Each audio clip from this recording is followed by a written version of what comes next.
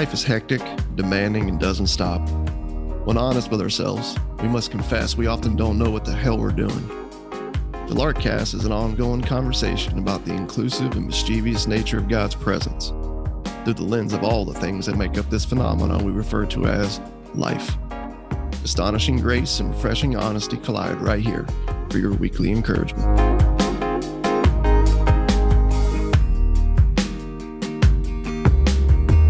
Welcome back to the Larkcast. What's up, Russ? What's up, man? How you doing?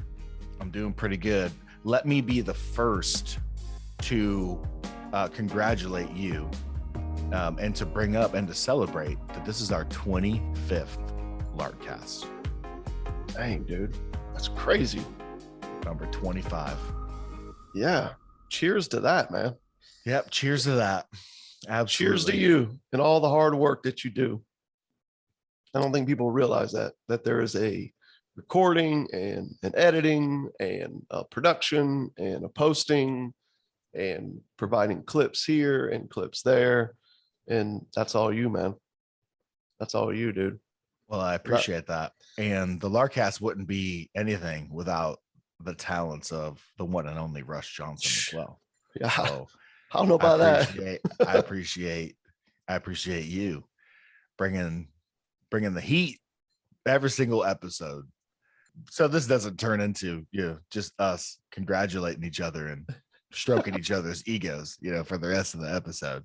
I will say thank you, and I appreciate that. But 25 episodes, I think it's pretty cool. Like I remember when we started our first one, and to think that 25 in, and yeah, it's pretty cool. A milestone. You got to stop and celebrate the good moments. That you do, man. That you do. It's been good. It's been a good journey, and I'm pretty excited, man, with where we're going. Yeah, and too, I don't want to miss out on thanking everyone who's been rocking with us from the beginning. If you've been rocking with us for 25 episodes or even 2, or if this is your first one, welcome. We appreciate you. We love you. We love meeting you guys. We're just on the tail end of the Lark tour. We got to at least talk about that. We're on the tail end of it. We just got done with it and home. Yeah. And so we love traveling. We love meeting you. We love hearing your stories. The Larkcast really honestly exists for you guys. It doesn't exist for us. We don't do this so that we can have a platform. We really are trying to connect with other people like us and like you. Yep. Yeah, man. And it's been good. Been a good conversation. And it's also been pretty exciting to be able to take what we're sharing and finding connections with people and their hopes and dreams and interests and struggles and questions and fears and doubts. And not just be able to speak to that on here, but to also hit the road, which we just did. So we had the first little leg of the Lark tour, St. Louis, Louisville, Lexington, Danville. And you got to go up to Indianapolis and hang with some peeps. And we're just getting started. We got more dates and more places to go here in the very near future. Somebody asked me, they're like, dude, why don't y'all just go like on a long, 40 city tour? And I'm like, well, because we have this thing called wives and children. And we can't disappear for that long. So we do like 3 stops and then we go home and take care of our families and do work. And then we go and do like quick 3 stops and then we come home and take care of our families and do work. Like that's how we're doing this. Yeah, we don't have a crappy punk rock band in our 20s. Like this, that's not, our situation. So we got to do it in spurts, and we're getting older. And so I don't sleep well when we travel. I'm just going to say it. And I'm like, now that I'm like in my 40s, I get picky about where we're sleeping and stuff like that. And I can't handle more than like 4 or 5 days at a time. I have no idea what I would do if it was, like a 20-day, 30-day thing. Yeah. I'd get real cranky towards that and be like, man, those Lark guys, they're a lot of fun on the podcast, but man, they were sons of bitches when they got my backyard. That's exactly what it would be. I'm like, dude, I want to go home and see my family, man, and eat at my table and sleep in my bed. But no, I love connecting with people on the road like you, but I'm with you, dude. After a few days, it's like, all right, got to head back home and we'll regroup here soon. So yeah, cheers to that. Cheers to what's happening, and cheers to this conversation today. Yes, and It's, I know you've tried transitioning a couple of times, and I've gone back on you, and I'm going to do it to you again, only to say, I know I was picking up on your cue, but just because we're talking about it and it's important, just so you know, we are taking requests for booking for the Lark tour in 2022. So if you hear us talking about that and you're seeing pictures of us like eating and hanging and talking and celebrating and all that, go ahead and email us at howdy@larksite.com. If you got a small crew or a big crew, really, it doesn't matter. Reach out to us. Let's chat, and we'd love to come visit with you, come to your city, come to your spot, and meet your community and everyone that's around you. yeah, man. So now let's go back to your transition and the conversation we're going to have today. As we said in the last podcast, we are done with the parables. We're done. And we went out with a bang with the parables in Matthew 25. And as we said at the end of last week's episode, we are letting you, the audience, dictate where we head next. We are going to be fielding questions, thoughts, comments, wrestlings, stirrings, ideas. Bring us into where you're at. So again, same email, howdy@larksite.com. Maybe put Larkcast Q&A or Larkcast discussion in the subject and let it rip. We've already had a few people slide into our DMs and let us know some different things that they're thinking and some things that they would love for us to discuss and talk about. So we want more of that. Yeah, man. We'll feel these interests and fire away. So I like it. An audience determining the direction that we're going next. Mm-hmm. It's gonna be a fun little season. And so for this podcast today, we're going to reflect, me and you. We're going to reflect on the 21 parables that we broke down. And we're going to ask each other a few questions and just kind of, let's take a trip down memory lane. What was your favorite of the parables podcast? Or maybe what was one of your favorite aspects of the parables podcast? Yeah, dude, somebody was asking me that the other day. There's a bunch of them, man. I feel like I run through the list and I'm pretty crazy about all of them because, it's something that I shared while I was speaking this last Sunday at a church that invited me to come and really speak to like good news, like what we're about in Lark.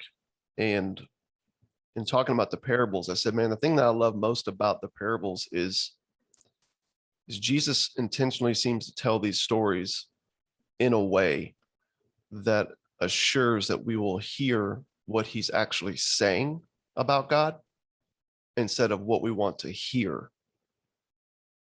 And I think those are two different things. Yeah, it's a good observation. And I think that's why I've been so excited about the journey and unpacking all of these stories. But the one that's probably stood out to me the most, as far as like the one that I'm like, it's just too good, man, which is weird because I'm just going to admit it's not the one that I thought it would be. It's actually a parable that I thought we would just move through and, get on to these others that I'm pretty excited about. And the one that I found myself loving the most was the one where Jesus talked about the two sons. The two sons, right? He's being questioned about his authority. Jesus is. He's being questioned about what he's saying by all the, by the religious establishment. He moves them to an understanding that, hey, this will of God that you keep talking about, the will of God that you're all looking for and trying to make sure that you see it, you know it, you understand it, you walk in it so that things go well for you in life. That seems to be this myth that we have. He points and says, well, let's just go ahead and determine like who's got the highest authority. Is it God? Oh, okay. Well, that God that you're talking about said that his will is that you believe in the Son in whom he sent. And they're like, oh, wait, what? Right. And so there's this like alarming, right, thing that goes on. And then he moves the conversation from there into this story that he tells about a father that has two sons. Mm-hmm. And he goes to him and he tells him to do something, right? He hands him a task, and in a sense, like, here's my will, right? This is what I want. And the first one is like, yes, sir, right? Salute. Exactly. He's like, I'm in, on it, got it. You know me, all in. But he proceeds to not do anything that he said that he would do. And then you have the second son who is like, hell no. I'm not doing that. No, not interested. But later is like, you know what? My dad's right. This is actually be wise and good for me to pursue this. And he pursues it. And so Jesus tells a story and basically moves all these religious people to the place of understanding that they are the ones who said, yeah, all in. They're right. They're first sons. But when push came to shove, man, they had no interest in God at all. You know, as I said in the podcast, they wanted undisturbed backyard cookouts. They wanted all that came from living in the house. They just didn't want anything to do with dad. Yeah. And that one for me, man, was like just so pointed to, I feel like, just where society is as a whole. Okay. And I don't mean like just the church world. I just mean society as a whole, dude. Whether you're talking about churches, you know, companies, social causes, you know, social influencers, government, in the sports world right now, dude. Like, it doesn't, right? It's just everywhere, man. It's like this house of cards, in a sense, of morality, where everyone is signaling far and wide, right, of what should be and where they stand in that order, and don't realize that they're exactly who Jesus is talking about. And again, I'm talking about people inside and outside the church, dude. People who are saying yes to God and to what is good, but when push comes to shove, man, they'll do anything but what Jesus actually said. They'll do anything but what the will of the Father actually is, which is to take him at his word, to trust him, to believe that in the Son and through his life, his death, his resurrection is your death, and now life in his resurrection. You have no need, man, to pretend, you know? And so after doing that podcast, I'll just say this and stop. After that podcast, I sat down at a computer and just started writing something really quick. It's pretty short, man. It's like, I don't know, 15 seconds or something. It's just a few lines. But after thinking through that podcast, this one that I thought we would just breeze through and be done, I found myself going, man, I wrote this down. There is always ample reason to pretend we are doing well. The discomfort of exposed weakness presses us toward an imagined self. And so we live out our days aiming to convince others, God, and mostly ourselves that we are on track. But all of this religious posturing is worthless. Through the teachings, okay, parables, and perfect work of Jesus, God has taken off the veil. Public exposure is at hand. Your good name and my good name, okay, and your recognition and my recognition as one who says yes to God has already fallen flat. I just really, as hard as it is to hear that, it's the most freeing thing in the world. There is life and joy in letting go of all the pretending that you are fine. The horror of exposure is not the end of you. It's the starting point. A lifetime of folly is truly swallowed up if we only dare to take Jesus at his word. This is the Lark of Grace. So, as flawed and foolish and frail people, which is what all of us are, we really are free to say, man, we can stop pretending, okay, that our yes to God has somehow carried through. That we're somehow these moral, upstanding citizens who can now look down our nose at other people and pull up their emails from 11 years ago. right? You know, Jackson was on ESPN talking about what just happened to Gruden. And he's like, man, I always knew that he was a fraud.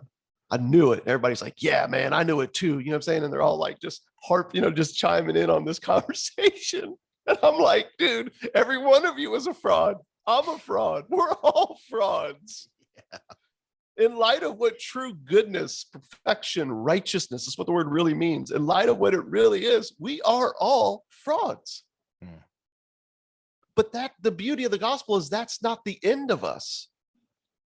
The fear of public exposure that we have, which is why we're all running around pretending that we're better than we are and looking down our nose on others and all the division and exclusion and the ostracizing this person and then justifying it, right? As if it's somehow good and it's going to make a better world. It's just pure bullshit, man.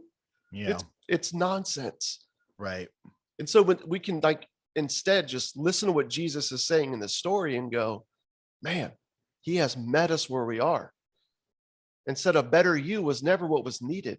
A you that trusted me is what was needed. Yeah. And I was like, dude, that story, for whatever reason, man, really hit me harder than any of the parables we did. So yeah, dude, that's really, really good. That's cool. Yeah. Thanks for sharing that. What about you, man? What's the one that hit you the most? What's the one that stood out above the rest? Yeah, it's kind of hard. I'm going to go a little bit of a different route and not just say it's one parable. Okay. Because I've shared my story. The listening to you break down the Pharisee and the tax collector in 2014 without a but and no fine print, and just letting it be as scandalous as it is. And it is scandalous. It's a very shockingly vivid way to show that this is like an apparent affront to law and morality, because you just awarded the gold medal of justification to the poster child of sinners, and letting the tax collector just skate, with with 7 words, and breastfeeding. God be merciful to me, a sinner. That parable was the start of my deconstruction and my rethinking of everything. It was the confrontation, the crisis, the judgment that Jesus met me and confronted me very, very in a very similar way to how he confronts the Pharisees and these leaders constantly in the Gospels. I was confronted in a similar way. So that judgment, that crisis that Jesus brought into my life through the telling of that parable, and how that kind of like set me into like a tailspin where I started to rethink everything, like the foundation and the whole purpose and point of like the Western normative context. I was a pastor at the time, my role in everything, and how I really was not announcing that God justifies the ungodly just in the admittance of your death, just by saying yes to him, by casting yourself solely on him. I was in the business of not even letting this tax collector out of the temple. I'm like, yes, sir, quickly this way. Okay, on to the newcomers class. And we have everything that needs to be fixed in your life. We have a program, a person, a staff member to help you fix all that. And so yeah, that parable caused much distress, like for my good and to God's glory, and so I'm thankful for that. I'm thankful for the crisis that Jesus brought into my life through your telling of that parable, and I know that it affected you in much of the same way. But I think I have 2 things. One is right in the midst of all the cancel culture stuff, everything that you just mentioned about Gruden and his emails, right? This idea that evil exists out there, and in order to have a better world, we need to remove people who think this way. And don't get me wrong, like the left and the right, both. Oh yeah. Right. Everybody kind of does this. Yes. Evil 100%. the problem in the world exists outside of me, out there in the world, and in order to have a better world, we need to remove this person who has this thinking and ideology or way that it goes, or way that, this person or this community goes about its business. And so we were just like plucking people up and just ripping them out, right, and just like removing them from the face of the earth. And one of the very first ones we did was the wheat and the weeds. Mm-hmm. And I remember reading and studying that parable, and I was blown away. I was absolutely blown away by like the response of the owner of this field. Because the story, it goes that they planted good seed, and somewhere in the middle of the night an enemy came and planted bad seed. And the workers wake up in the morning, and they are all of us, right? They Mm-hmm. are the spirit of the age, the wisdom of the world. Master, somebody came and planted bad seed. We're going to go get rid of it. We're going to go Yep. pluck it up. And we're like, man, are you cool with that? And you think like, yeah, that's what we're going to do. Yeah, of course. Good observation. Good noticing. Glad you saw that. Let's pluck it up. Let's get rid of it. And he goes, no, let it all grow. And you're like, what? Let it Yeah. let it exist. So then, and that is just doing a bunch of things. That parable did a bunch of things for me. One, it showed me the folly of us rushing into wanting to pluck people in judgment and just remove them. Because I'll tell you that at one point in my life, I was somebody who was on the list of things to pluck up and get rid of. Yeah. I was a problem child. I was causing a lot of chaos for my parents. I was a bad influence on people around me.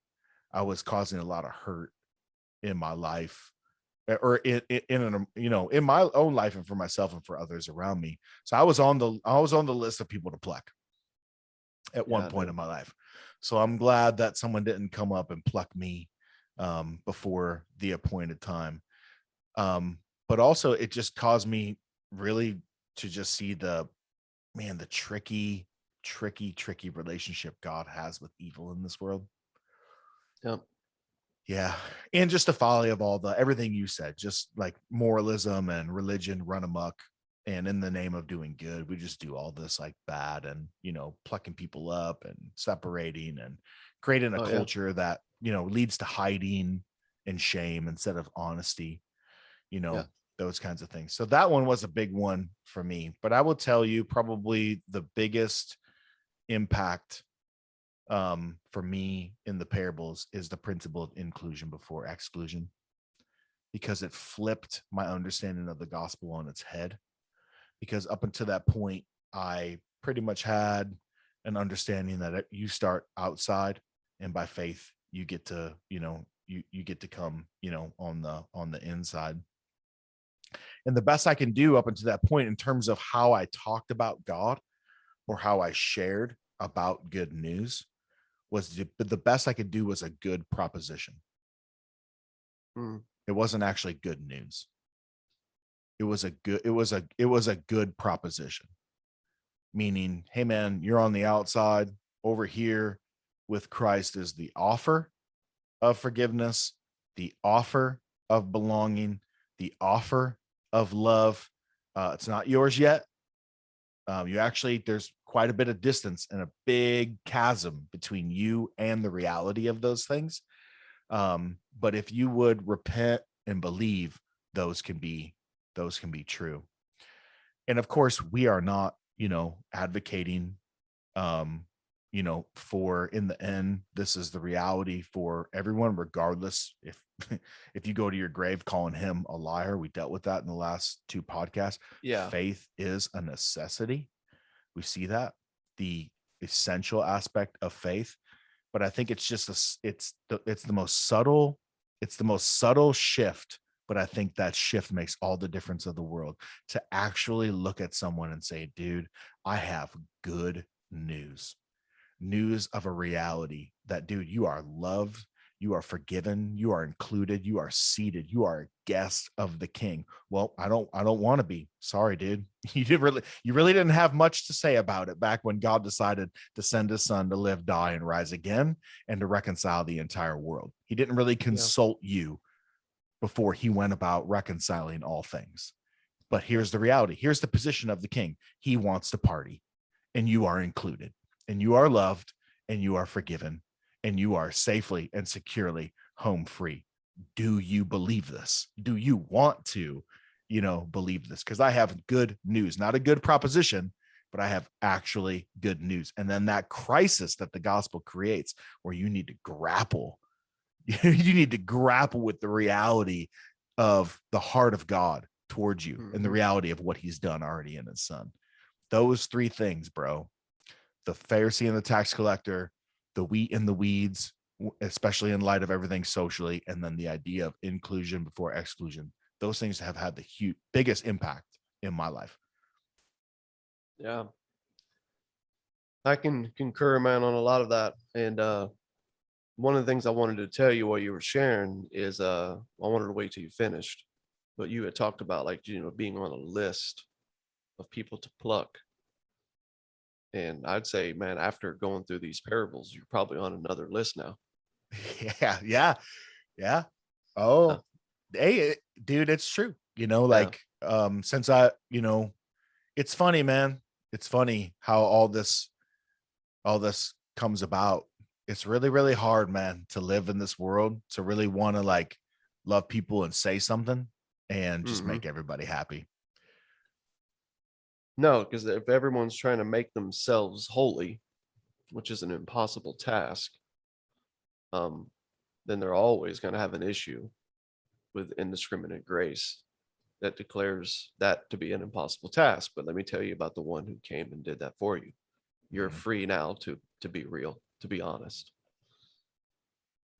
If you've come to the end of your rope, as we've often said, you'll welcome that. Christianity at the end of the day is always a religion for losers. And of course, you could unpack why it's not even a religion, but you get what I'm saying. It's a movement of losers. It's the worst of playground insults. It's that thing that we're all petrified of, and yet it's the most life-giving thing to realize. Especially when you realize that, according to what we've seen in these parables, being a winner is not something Jesus ever asked you to step into. The constant invitation in all the parables we went through was to give up, not get better. Yeah. Right? It was, you were never handed the project of self to complete. You were actually you were handed tips and tools to a better you. Yeah. Or a better spirituality that will lead to a better you. Or, as I've seen recently, a spirituality that's not about making a better you. It's about giving yourself, to community, and then in the community, you and others become a better you. Right? And I'm like, dude, it's still, at the end of the day, it's a religion about us. It's the opposite of what Jesus is saying. Yeah, man. I guess ultimately, if you talk about these things, even if you do so with a loving position toward others, because it is so life-giving, you will lose friends, according to Jesus. Yeah. And so I guess you're back on the list, man. Back on the list. Hopefully I'm not on anyone's list like Steve Buscemi's list and Billy Madison, where someone's on the other end deciding who to cross out with lipstick. Hopefully I'm not on any list like that. I wouldn't want to be on that one. Yeah, but a list of hey, we don't really talk anymore. All of a sudden there's this felt distance, and we can't really, kind of chat honestly about things, which sucks. I hate that, because I really love wrestling with things, and in honesty, because I don't have everything, figured out. I'll tell you, I think it would be good to say, what did we struggle with the most in the parables, or where are we currently wrestling? And I think I am really honestly wrestling. Well, I'm always going to wrestle with the scandalous nature of God's grace. If you're ever like feel like you're settled in that, like if you're never scandalized by that, I don't think you understand it. Mm, It should, yeah. I think it should always create an unease in Yeah. us, especially because that inner winner in all of us is still very much alive and well. Yeah. And wants to be fed. It wants to be acknowledged. It is demanding Yeah. obedience. Right. But I wrestle with the parables of judgment. I'm really kind of like wrestling through a lot of that. Just have a lot of just questions. Seems to be something for me that is just definitely like an ongoing consideration, kind of playing in the background. Yeah. I feel like if we were a progressive commercial, where he talks about like homeowners, that's one of my favorite commercials right now is the progressive like homeowners insurance. And this whole like, we can't help you from becoming like your parents. It's like all these like young Jeez. people, and he goes, but we can give you like insurance and we'll protect your blah, blah, blah. And I find myself sometimes laughing and I feel like we need to do a Lark commercial that says we can't kill your inner winter, but we can help you die to it. Hmm. Because man, that inner winter, dude, it's like mayhem, man. It is. It's relentless. It Yeah, is relentless. it We really is. Paul referred to it as the old man. Yeah. Yeah. Yeah, the old man. The old man Yeah. that loves glory and control, recognition, Yep. praise, loves to just bring it right, clinch onto it in their hands, be in Control, man. At control. the end of the day, dude, that's like golly. So we're all just vying for control, man. It's the garden all over again. Um, I How would about you? agree with you. For You me though, wrestling with anything? I Sorry, I probably should have asked you a question to transition in there. no, you're good. For me, I wrestle probably the one that I wrestle with the most, which at the same time I wholeheartedly believe in is what we learned in the parable of the weed and the weeds that you brought up earlier. There's this that that love for what should be. Hmm. It's definitely something that I have, and my lack of patience in seeing what should be come to be. Mm-hmm. And for whatever reason, man, my whole life, when I used to get in a lot of trouble as a young dude, it's always going to jail, man, over just picking a fight with a bully. We're getting kicked out of school for the same reasons, or schools, I should say. I just can't. I've just something, man, for me, it's always been a pet peeve, dude. And so watching people get bullied today, Hmm. right, from all the camps, just to be clear, it's hard for me, man. I start to see it as like weeds, right, growing among the wheat, and it does damage, man. And I'm like, I feel like God, why don't you just get rid of it, like get rid of it, Yeah. let us move them out of the way. Like this shouldn't be. Or And think how many times have you prayed just personally too? Lord, get rid of this thing in my life. yeah, Like I yeah, like hate Paul. this thing. Yep.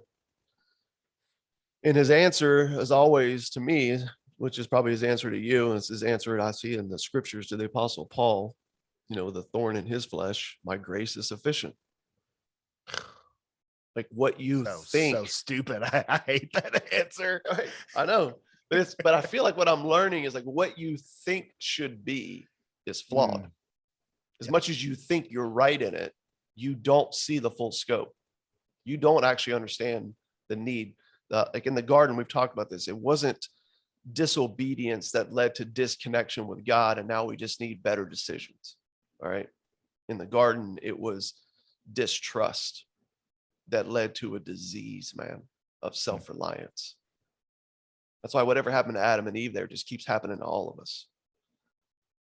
And I think that's what the Lord's showing us, which is why he's patient in the midst of these things, because he is bringing about something for the good of those that he really loves, man, for the right, for a world he laid his life down for. And there's moments, man, where I don't want to trust, dude. I want to fix. Yeah, Right. I want to fix. And totally, man. so as much as I love that reality, that truth, and can point to like my gratitude because God is like that. Even to this very moment, right? You could put me on a list. Just as everybody who's listening to us. It's still that thing, right, that you just wrestle with. Mm-hmm. So it's good though, man. I found myself rejoicing in it while I still wrestle with it. I guess that's the best way to put it. Paul has this really interesting line in Romans when he's talking about the law. I've always loved it. Because it's kind of like the ultimate mic drop on this idea of, morality and, who's better than who and who's more holy than who. And, just like gauging and, all that. He said, the law shuts everyone's mouth. Yeah. And, not to get too deep in the weeds on law, gospel, theology, but that is, that's why we need to carefully consider the law, which reflects who he really is. It shows you what harmony with, neighbor looks like, what it looks like to actually earn eternal life, right? Yeah. And earn perfection. It's a good thing. The problem is we're not, but we think we're saved by doing good, and we've created a bunch of religious avenues to belong and to make yourself appear better than others through good. And the law comes in and it just leads you to your death. Shut your mouth. And when you finally shut your mouth and you open your ears as to like what God's actually saying you can't do it, and I know this about you, I know you're frail, I know you're weak, as Psalm 103 says, my favorite Psalm. He remembers that we are but dust, and he has compassion on us as a father has compassion on his kids. And in the ultimate act of kindness, he sent his son for us, for you, for my enemy. Yep.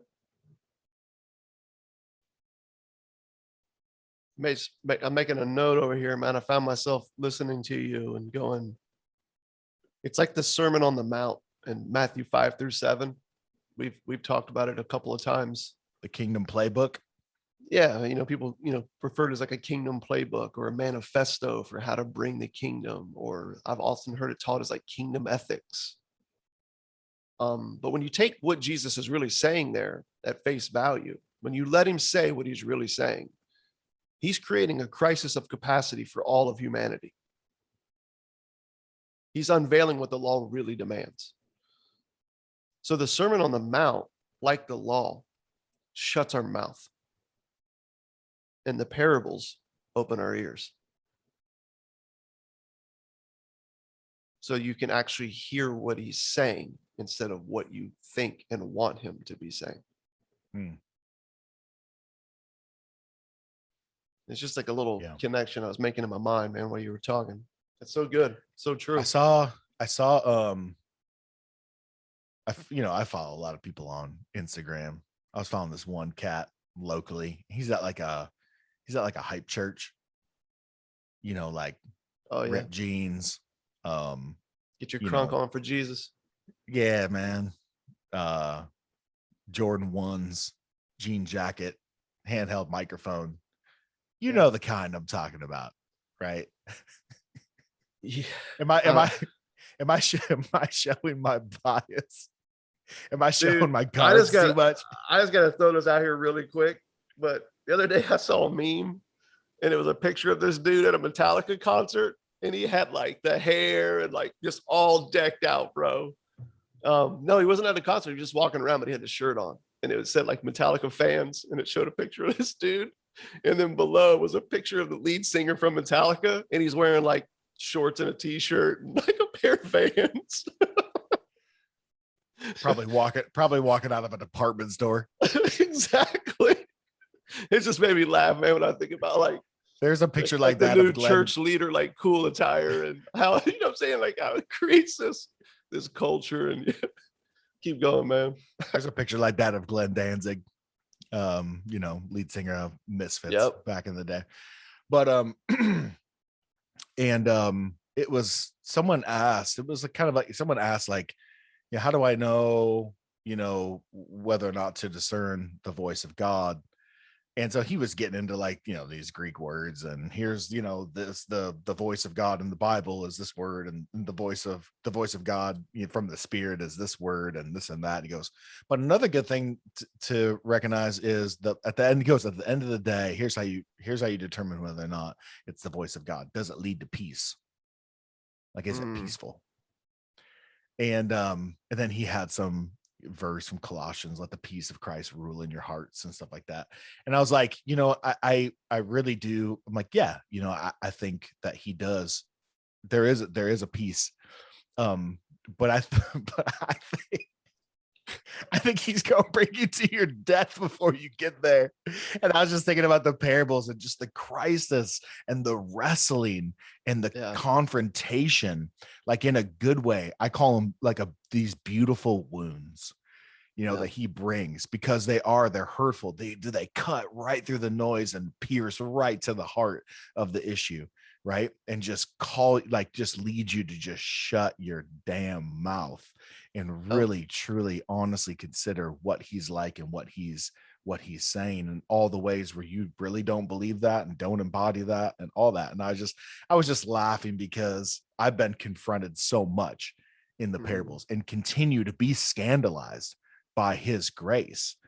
And I continue to be scandalized, my inner winner, through all the parables. And I was just I wanted to reply, and, you know, but arguing in Instagram DMs has never really served me very well. It's therapeutic.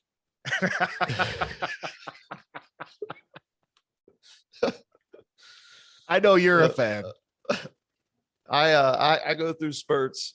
I might have like a week where I'll like go through like a bunch of arguments, and then I'll like disappear for 3 months.